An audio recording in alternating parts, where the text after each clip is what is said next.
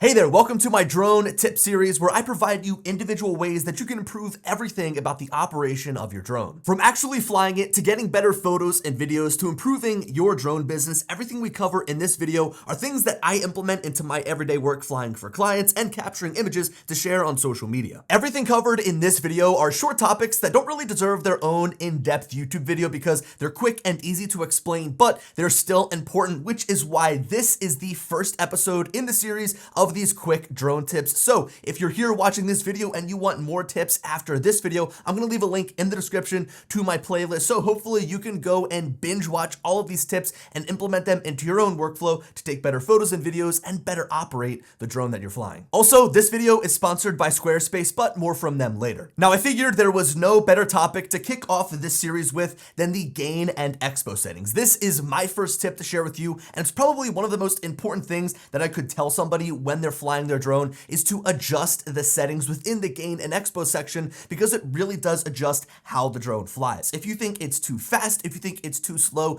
you can go in there and adjust every parameter to make changes to how the drone yaws, how the drone moves, how the gimbal pitches up and down. You can totally change the feel of your drone to make it more smooth and cinematic or more fast and responsive. Now, this tip kind of teeters on the edge of being something quick that I can tell you to do to go and change your gain and expo settings to also require a little bit more in-depth explanation because of all of the different settings that are within that section. So I've actually made a full video on my gain and expo settings that I use, and I walk through what all the different settings mean. So I'll leave that linked up in the top corner. I'll also put it down in the description, but just know that for this first tip, I urge you to go and change those gain and expo settings. I really couldn't think of a better way to kick off this entire series than starting off with the most important, which is going in and changing the way that your drone flies. Now, this next tip has everything to do with flight safety, and I think it's something that is often overlooked by people that are flying for fun or for work, and it comes down to what happens when the connection between your drone and controller is lost. So this second tip is to make sure that your signal lost action is set properly before every flight. Now, to give you an understanding of where this is in the settings, because again, I think a lot of people probably look over this, when you open up the live view within the Fly application, we'll press on the three dots in the top right corner, and then right here under the safety section, which is the first menu,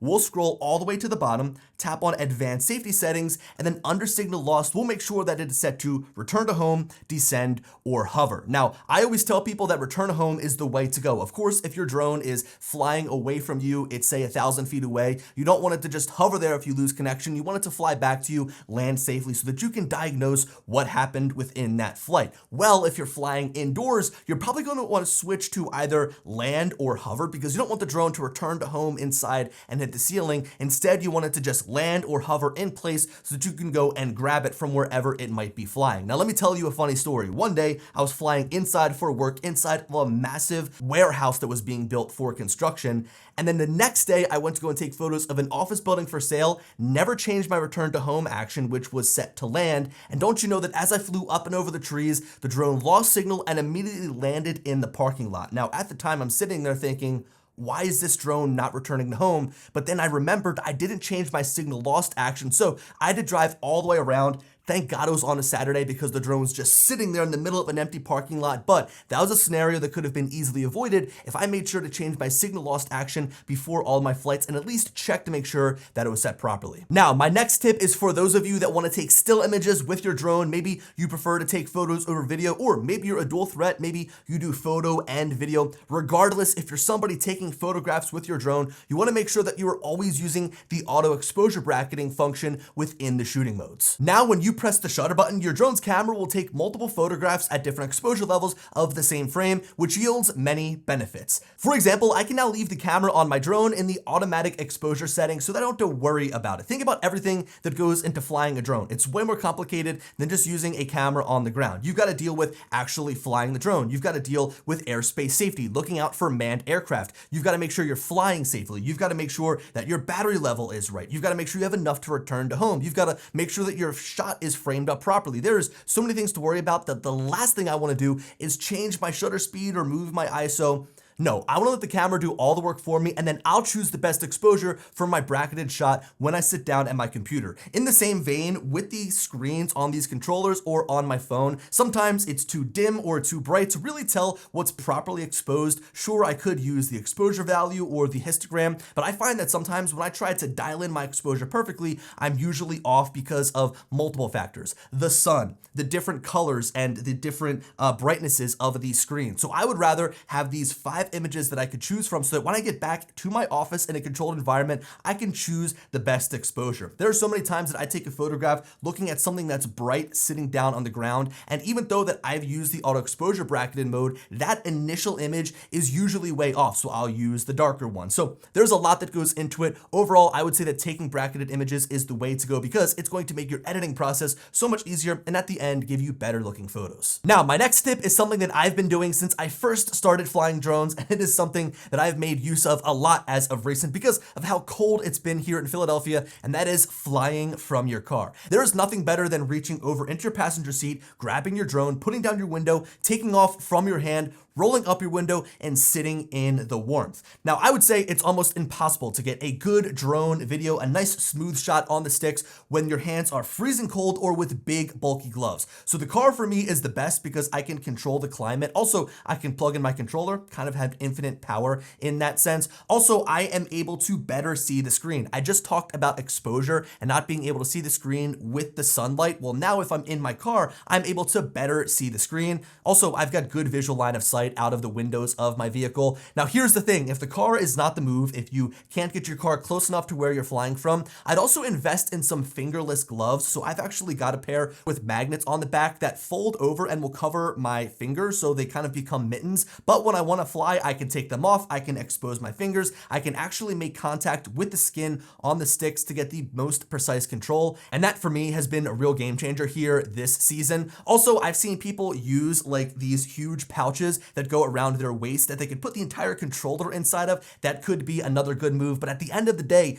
your whole body is still going to be cold if you don't have enough layers or if you don't have enough warming equipment. So for me, the best scenario is to sit in the car and fly my drone.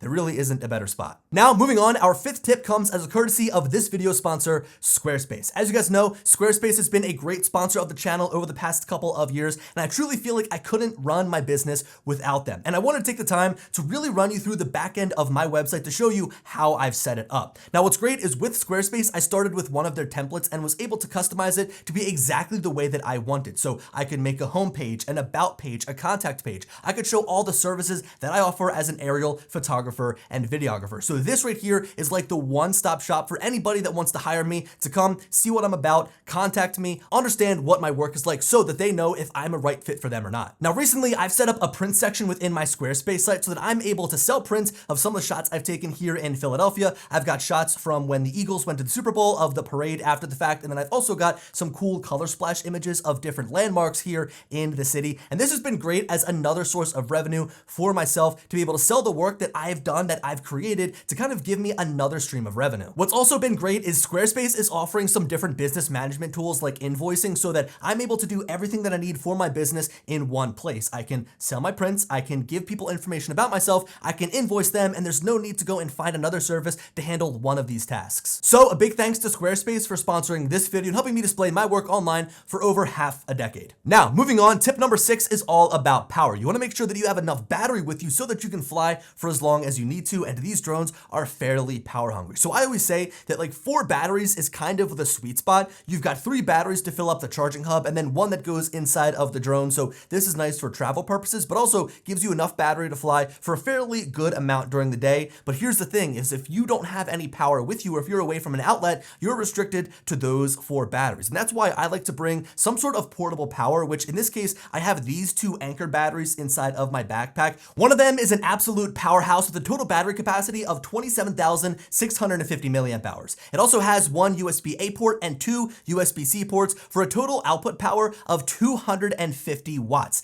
That means that I can charge multiple drone batteries at their full speed, and I can even charge my 16-inch MacBook Pro at its full speed and charge the battery 1 full time. So this single battery alone is great to have with me to make sure that I can fly extra if I need to, or charge up all my other devices if they start to run low, like my remote controllers. Now, the second battery isn't isn't as large in size, it doesn't have the same battery capacity, and also doesn't have the same output power, but it does have two unique tricks up its sleeve, which is two built-in USB-C cables. The one extends from inside kind of like a ripcord, and then the one on the outside actually doubles as a handle. So you've got two built-in USB-C cords as well as a USB-A and USB-C port on the side. This is really great for convenience. I can just grab the battery and go. I don't need to grab an extra cable. Like, this has been awesome to just keep inside of my sweatshirt pocket and charge my controller battery while I fly. Overall, both of these batteries are great, and I would just say that no matter what you do, make sure you have some sort of backup power for not only your drones, but any of the other devices you might be bringing with you. Now, in the same vein of being prepared by bringing extra batteries with you, whether they're drone batteries or they might be portable batteries, I'd also recommend bringing extra propellers. So my next tip is to pack as many propellers as you can fit in some of the small pockets of your backpack. I know for me, I've been on jobs where I am 2 to 3 hours away from home. I crash my drone. There's no significant damage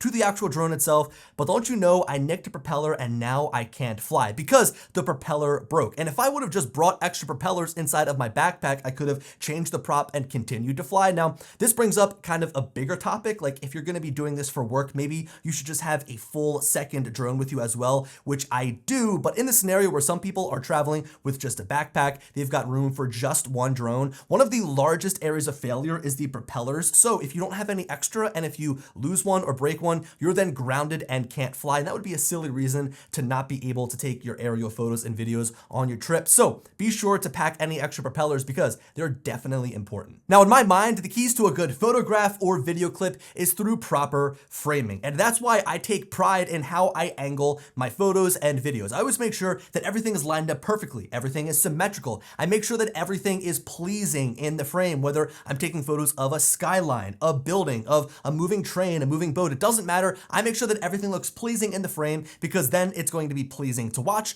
or look at. So in this case, in order to make sure that everything is lined up perfectly, you need to turn on your center point and your grid lines on your controller. So if you jump into the Fly app, tap the 3 dots in the top right corner, go to the camera section and scroll down. You can enable a center point and grid lines. You can also put a diagonal line on there, although I find that to be a little bit annoying and a little bit obstructive of my view. So I leave the grid lines and center point on, and from here, this makes sure that I'm able to frame up my shots perfectly and helps me craft a great looking image every time. And now for our 10th and final tip, use Vision Assist. I'm kind of bookmarking this video with the first and 10th tip being, in my opinion, some of the most important pieces of advice that I could offer somebody flying a drone. The first of which being changing the gain and expo settings, and now here we are with Vision Assist being one of what I believe the best features DJI has ever put into their drones. Now, I've made some videos in the past about Vision Assist, so this is something that I've talked about more in depth as it's come to some of these different drones, but in a nutshell, Vision Assist is a pop-up that allows you to see through the obstacle avoidance cameras on the drone. So as I move side to side, it'll actually show me what's to the direction that I'm flying. And this is great because if I'm moving laterally and I can't see what is in front of my drone through the camera that's actually taking the photos and videos, I can get a preview of what's there through the Vision Assist cameras or through the obstacle avoidance cameras using the Vision Assist feature. It's funny, I've actually gone and flown older drones that don't have the Vision Assist feature, and I feel like I'm blind when I'm flying. I mean, if I'm trying to do an orbit shot and I can't see what's directly to the side of my drone, I feel like I'm going to hit something. I feel like I need to stop my shot short to pan over and make sure nothing is there. So Vision Assist has been an absolute game changer, and if you want more information, I'll leave links to the full videos I've made about that feature up in the top corner and down in the description. Anyway, guys, that wraps up our very first tips video. This is a lengthy series that I want to continue in the future and build up a nice catalog, a nice playlist of just general tips that'll help you get better at flying your drone, taking better photos and videos, and also helping you on the business side of things, as we'll get to here